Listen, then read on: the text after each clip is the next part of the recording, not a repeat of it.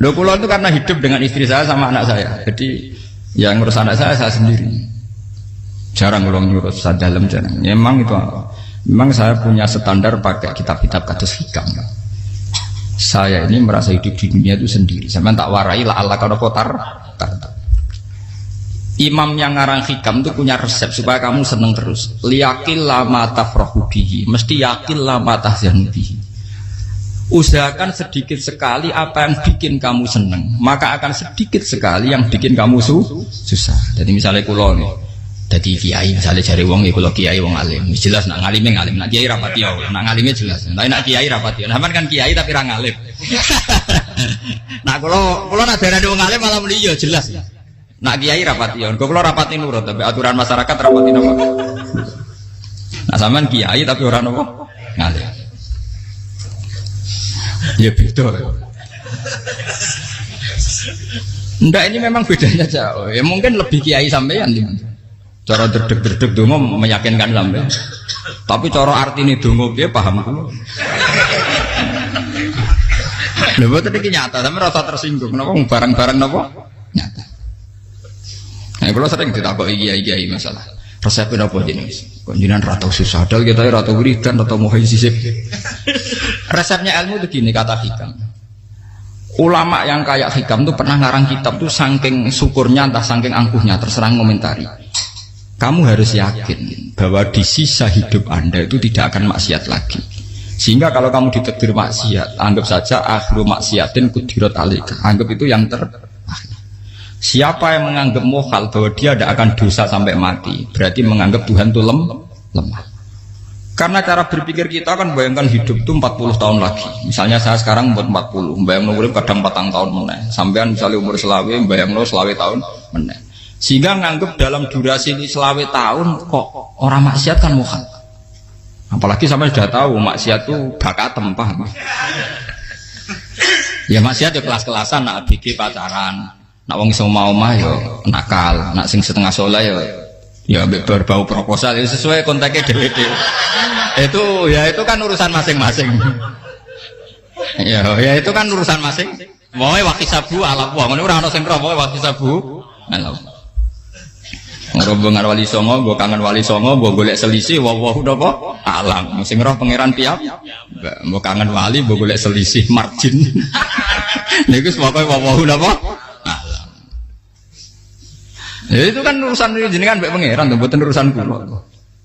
Tapi tetap saya sebagai ulama mengingatkan, niat itu ditoto. Begini, ulama dulu tuh ngitung hidup itu hanya 2 menit 2 detik. Sehingga dia ya gampang saja. Kayak imam, kayak kanjeng Nabi itu, ya Rasulullah kenapa tidak menyediakan makan untuk besok? Loh, saya itu tidak yakin kalau hidup saya sampai besok. Ya sudah begitu cara, ya sudah tenang saja. Kalau sampean kan bayangkan hidup 4 tahun lagi, 5 tahun lagi, sehingga arah mangan ya wedi tenan. Padahal bolak-balik zaman cilik arah mangan tetep wedi. Jadi cara berpikir Nabi itu begitu. Begitu juga cara pikir sahabat, cara pikir ulama-ulama yang waras itu begitu. Loh, saya itu pernah melarat di Jogja, zaman pertama merantau. Itu kalau nanti saya bilang, Gus kok tidak punya beras, tapi apa yakin nak sesuk urip palu. Kowe butuh mangan sesuk, anak sesuk ijek napa? Urip.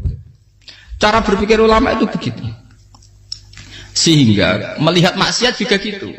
Alhamdulillah aku ijek urip 1 detik, 2 detik, 2 menit. Sehingga hidup. Dan itu sudah cukup untuk lafadzkan la ilaha illallah. Makanya kata yang ngarang hikam, betapa murahnya Allah. Surga itu hanya bisa dibeli dengan 2 menit. Karena surga itu senilai la ilaha illallah. Miftahul jannah la ilaha illallah. Itu cukup 1 menit. Berarti surga itu regane mau 1 menit. Dan karena dia nganggap hidup itu 1 menit ke depan, la ilaha illallah, ya sudah. Dia ngitungnya hidup itu per menit. Kalau sampean kan enggak, per 10 tahun, per 20 tahun. Sehingga kriminal betul, cara pandang sampean itu kriminal betul. Sehingga bayang kudu di duwe, kudu di bojo, nak kiai kudu di pengaruh. Lah kalau saya enggak. Saya meskipun enggak sehebat itu, tapi mewarisi keilmuan mereka. Jadi misalnya saya jadi ulama, itu bayang di santri musitok. Islam pokoknya ke Ahmadiyah ya gitu saja. Ya pokoknya ya sudah gitu. Orang bayangno santri sing pampinan takwa khusyuk salam tempel demen gelo, demen apa? Lo tanyakan santri-santri saya itu mungkin belum pernah nyuruh istri saya bikin kopi. Bisa dihitung. Karena saya itu sederhana saja. Misalnya saya pergi dari Jogja ini yang nyata salam. Bayangno bojo wis maca gawekno kopi, bukakno lawang malah kecewa. Seperti umumnya orang kan gitu. Semerantau ada bang bojoku nyuambut, digawekno kopi, digodhogno banyu hangat teman, bareng teko bojone wangep kukur-kukur. Karena tarifnya dia ideal, maka mudah kecewa kalau itu tidak terjadi. Nak kula mboten, sebayang napa Yogya ibu juku cek uta Islam. Nak salat 5 bulan ya sudah gitu. Pakai standar-standar yang minimalis. Saya dari rumah bangun sampai ngaji ya, pokoknya melek terus ya sudah nak salat demadem napa. Mulane sudah gitu. Andai kan saya pakai standar maksimal, maka akan mudah kecewa. Rasulullah juga begitu. Rasulullah itu ngadepi Sayyidah Aisyah itu ya begitu, ngadepi Hasan Husain. Sehingga tidak ada cerita Nabi mudah kecewa betul. Karena Nabi bayangkan anak istrinya itu ya minimalis sekali, urusan dunia loh maksudnya minimalis sekali. Misalnya Nabi pagi-pagi tanya, ya Aisyah apa ada sarapan? Enggak ya Rasulullah, ya idzan asumu kan itu saya puasa. Kalau sampean usul-usul ora digekno kopi wong wedok opo? Itu kan repot. Muni-muni itibak sunnah Rasul tapi tidak pernah sampean mendekati sunnah napa? Rasul. Sehingga ya tenang saja Nabi. Saya tuh alhamdulillah bisa niru dalam gitu-gitu tuh bisa. Makanya ini kiai muda paling jauh. Banyak kiai-kiai yang sepuh itu kalau urusan gitu konsultasi masa. Gus saya bawa kain. Ini kula ya sampai era dekaran. Juga saya tidak pernah bayangkan opo tanggaku seneng aku atau orang sing ngaji aku kecewa itu tidak pernah bayangkan. Sampai itu kan makhluk, tidak penting. Kecewa itu tidak benar. Saya itu orang alim, ngerti ini warido kamat lubi, ora warido kum. Yang tak gulai ridane pengiran, ridane sing ngaji, ridane konsumen. Itu apa? Makhluk tidak penting. Itu harus dilatih. Harus apa? Sehingga orang itu kalau biasa sholat, maksudnya biasa ta'alluq bi Allah, mesti la'alla katardo, mesti gampang puas. Karena dia iktifak ngalap cukup bi Allah Subhanahu wa ta'ala. Saya sebagai manusia juga sering ditangisi istri. Misalnya saya sering ke Jogja sendirian. Nah ninggalan nopo, ninggalan ibu milih pengiran. Misalnya mati ninggalan ya paling aku mau ngapain nih suara. Paling uang nangis gue kegiatan. Bukan apa. Ingin saya bahwa konstitusi ulama itu masih iktimat Allah. Kalau kita kan enggak. Cara berpikir kita ngaji itu ideal sing ono podium, sing ngaji kelaminan takwa kabeh, ketunan kaji kabeh, diluk kabeh. Kita akan pakai standar-standar yang dengan asumsi kita. Padahal Nabi di zaman sugeng al iman hahuna wa yusiru ila qalbihi sadrihi salah. Iman itu urusan hati. Komitmen sampean be Allah Subhanahu wa taala. Nah ini resepnya. Makanya kata hikam liyakillah mata frohubi, mesti yakinlah mata syadubi. Sedikitlah kamu gembira dengan satu hal, nanti akan sedikit kamu yang kecewa. Artinya misalnya kados kula sebagai ulama seneng kula nu kok ijek iman. Ya nggak kayak wong awam. Ya sudah gitu. Jadi misalnya suatu saat kula jatuh, yang ngaji saya gak semeneng dadi kupeding. Wong sing seneng kula bubar kabeh. Kula ora susah, miskola darah bener. Gus saiki jenengan ora sing seneng. Ya tenang saja. Sing ora seneng makhluk ora jelas. Dan status mereka tetap la yadurru wa la yang. Ini harus dilatih. Sehingga Nabi itu ya meskipun beliau itu perang, sahabatnya meninggal ya tenang saja. Nabi cara berpikir yang meninggal mereka mati syahid, yang masih hidup dianggap berpotensi melakukan kebaikan. Sama tak warai resep-resep dari Rasulullah Shallallahu Alaihi Wasallam. Saya ini sebetulnya memaksa, menjelaskan ini maksa, karena saya inginnya jadi ulama yang kayak umumnya orang, tidak ideal amat. Tapi kan saya ditekdir ilmunya itu ideal, jadi terpaksa saya jelaskan. Tapi kalau perilaku saya tidak akan ideal. Soalnya ngawur, saake mari Ghafuri pengiran nganggur bolak-balik cerita. Ada seorang wali, karena dia wali itu doa di multazam, ya Allah saya ini minta satu hal. Karena dia wali maka tidak minta uang, tidak minta jabatan, minta engkau takdir saya tidak pernah maksiat. Itu kan bagus sekali, minta doa ditakdir gak maksiat kan ada. Dari pengiran malah jabe. Fa'ena ada ukufran. Karena tahu maksiat malah sifat ghafurku tak ada kok endi. Gamane pengiran kan sifat ghafurku rak nganggur. Malah tidak ada orang selain Nabi kecuali ditakdir tahu maksiat. Dan sifat ghafuri pengiran efektif. Paham apa? Lara sampean kan ghafure mbok nggo kabeh. Dadi karek sadidul ikop. Karena maksiate sampean sering. Jadi sifat ghafure wis berlaku aktif. Saya karek nunggu sifat sadidul ikop. Paham ya? Itu beda dengan wali-wali. Sifat sadidul ikop mau aktif mereka tidak punya dosa. Malah pangeran bingung gak kok sifat ghafure. Apik tak dakoki ghafur ora tau dosa. Didakoki Sajidul kok gak tau maksiat. Jadi pangeran malah sing bingung. Nak kowe ora tau maksiat ghafur kok tak dakoki. Kok ora tau maksiat, wong iku ora tau apa? Didakoki Sajidul kok gak mungkin ora tau maksiat. Lah pangeran ape dakok ghafur kan syaratnya dosa sik. Sampeyan kan walian. Ghafure wis dientekno. Keseringan kepake, paham ya? Karek nopo? Karek Sajidul ikom. Ya itu memang standar Tuhan. Semua Quran itu kalau nyeritakan gitu. Nabi ibadi anni anal ghafurur rahim. Kawulaku ceritani aku ghafurur rahim, tapi yo ceritani wa anna adzabi wal adzabul alim. Jadi Nabi ibadi anni anal ghafurur rahim wa anna adzabi wal adzabul alim. Kalau Nabi Ibrahim, Nabi Muhammad orang inna rabbaka lasari'ul iqab. Pangeran cepat nyiksane, tapi wa innahu laghafurur. Jadi dua sifat ini pasti aktif. Dan tentu ulama itu senang sifat ghafur itu ya meskipun aktif, tapi mereka tidak pernah ngambil fasilitas sifat nopo. Kula baleni malih. Sehingga kayak Sayyidina Umar radhiyallahu anhu ketika beliau pertama jadi khalifah, ini cerita di kitab Hayati Sahabat. Pertama dia jadi khalifah, orang mengira dia akan ngomong hal-hal yang besar, visi besar tentang negara, visi besar tentang izzatil Islam wal muslim. Tapi ketika Umar pertama pidato begini, ayuhal muslimun ayuhan nas, ana, jari kata Sayyidina Umar, ana hulamun min bani Mahsud, akulu min kholati, saya ini pemuda dari Bani Mahsud. Kecil saya bisa makan karena bulik-bulik saya punya kebun kurma yang kalau saya memanen diopahi beberapa biji dan itu menjadi kuti wahayati, menjadi saya bisa hidup. Terus wassalamualaikum warahmatullahi wabarakatuh. Orang itu penasaran semua. Orang jadi khalifah pertama dibenem jadi Amirul Mukminin, pidatonya ngenang masa kecilnya ra kelar mangan, kelare mangan mergo buruh bulike. Paham ya?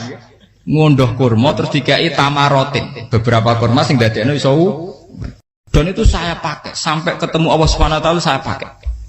Misalnya sekarang saya mulya, misalnya kalau dibilang mulya ya ana sing nyucup, ana sing husnudzon, ana sing hormat macam-macam sawangane.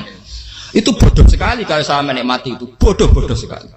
Paling banter nikmati dicucup dihormati itu apa? Tapi kalau nikmatnya bisa makan saat itu tuh nyawa. SBY jadi presiden prestasi, Gus Dur jadi presiden prestasi, tapi umpama presiden tetap mangan. Prestasi tertinggi ada bisa makan selisat dirumki gojogonyo. Makanya Umar mengingatkan, sebetulnya nikmat tertinggi saya itu tidak saat saya jadi khalifah, saat itu kok aku iso mangan, cara gak aku mati. Paham ya? Jadi itu luar biasa. Kita ini kan menjadi angkuh karena ngitung nikmat itu yang besar-besar, punya prestasi, punya. Kalau saya enggak ngitung nikmat itu kelar mangan gak mati, kan gampang. Sehingga saya tidak mudah kecewa karena tarifnya minimalis, gak gampang apa? Jadi misalnya kalau kapan-kapan kok berhubung, Gus ini Tuhan rasanya jangan ngeten-ngeten. Oh makhluk itu ya gak apa-apa. Kalau distatuskan kiai kan seakan-akan ngomongnya sakral, seakan-akan mandi. Tapi nak tak status, oh makhluk itu ngomong-ngomong ya sudah kan. Menjadi kan sudah distatuskan sebagai apa? Makhluk. Tentu makhluk statusnya la yadurru wala yanfa. Di sini ini penting. Orang-orang ahli tauhid tentu tidak punya kesusahan. Innalladzina qalu rabbuna wa tsummas taqamu. Itu mesti tidak ada kesusahan sama sekali. Misalnya ulama-ulama dulu mau mati ya tenang saja. Mati kedua itu mati paling menantang ya, menyenangkan sekali. Karena mati yang seru itu mati zaman Al-Adam. Misalnya saya kelahiran tahun 70. Tahun 40-50 kan belum ada saya. Itu mati yang sejati karena Al-Adam. Kenapa? Al-Adam tidak ada. Mati yang nanti itu mati yang petualangan karena saya mati setelah menyaksikan kekuasaan Allah, setelah husnudzon sama Allah, sehingga mati yang menuruti kerinduan akan ketemu sang kekasih. Makanya Jalaluddin Ar-Rumi ketika mau meninggal dan orang-orang muridnya nangis, dia marah-marah. Hei murid-muridku, betapa bodohnya engkau. Saat kayak ini yang saya tunggu, saya sudah menyesal berusaha sampai Allah dat cinta senang. Aku kecewa waktu makhluk-makhluk koyo kowe. Saiki wis wayahe aku goleki kholik dat cinta senengi malah mbok tangi. Cek bodone kowe. Saat-saat sing tenteni malah mbok tangi. Betapa aku lamanya menunggu kematian ini. Mergo hidup itu keterpisahanku mbek Allah, kemen ketemu kowe. Malane Jalaluddin Rumilah yang mengistilahkan mati itu malam pengantin. Makanya fal'an awanul firaq minkum wa awan wisol habibi. Ini saat yang indah karena ketemu dengan berpisah dari makhluk-makhluk yang tidak penting menuju sama habibi kekasihku. Jadi yang misalkan mati itu malam pengantin. Semenjak istilah itu populer sehingga di Jawa ana ngipi dadi nganten takwilane mati. Itu filosofi sufi, ya filosofi napa? Lah niku tenan. Begitu juga sahabat-sahabat dulu. Bilal mau meninggal, anaknya udah nangis. Bilal lagu ya. Ditanya sama anaknya, kenapa anak-anak kamu nangis? Dan jenengan badhe kapundhut. Aku malah seneng nang mati. Hudan nalqal akhibah Muhammadan wa hisbah. Aku nak urip ketemune mbek kowe terus.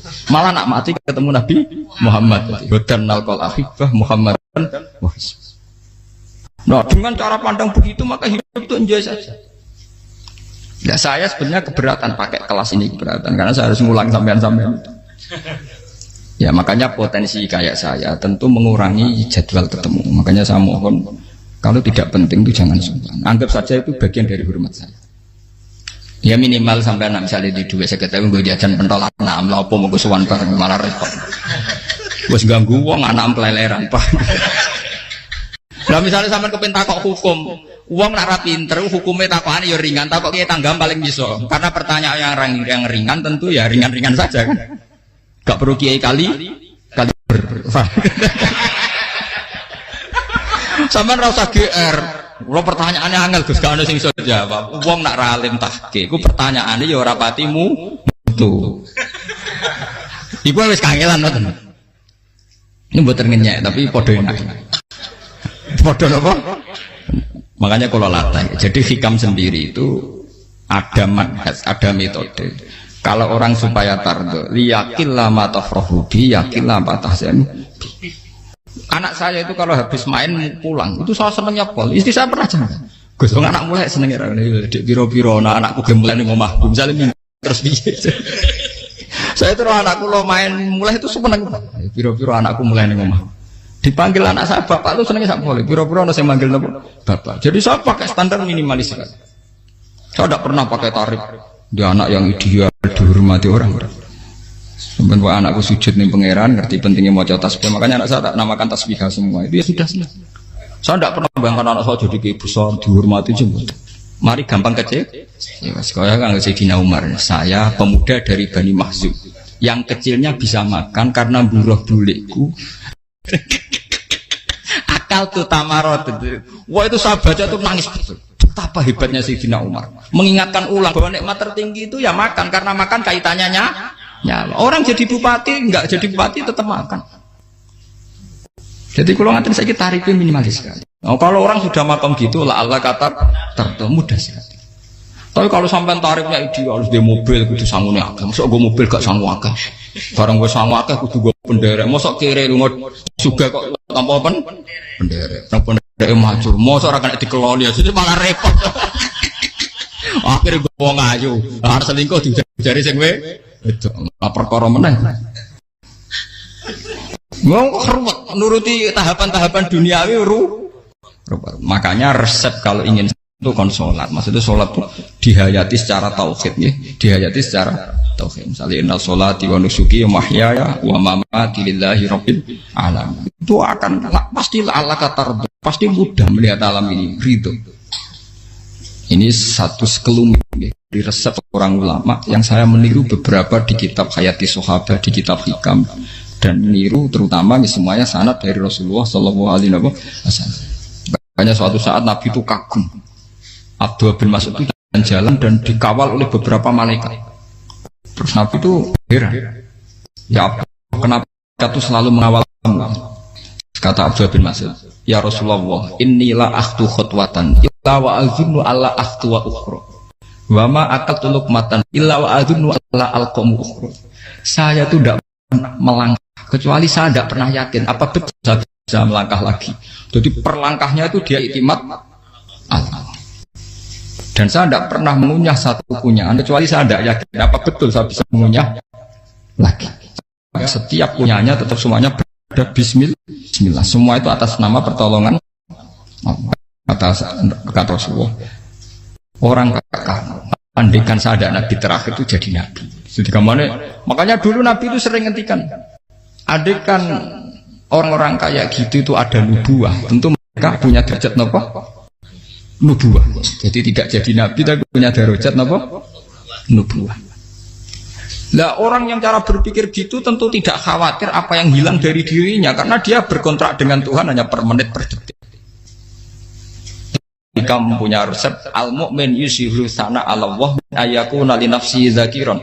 Seorang mukmin yang sejati tentu kontaknya dengan Allah Subhanahu wa taala dan dia tidak pernah ingat dirinya sendiri.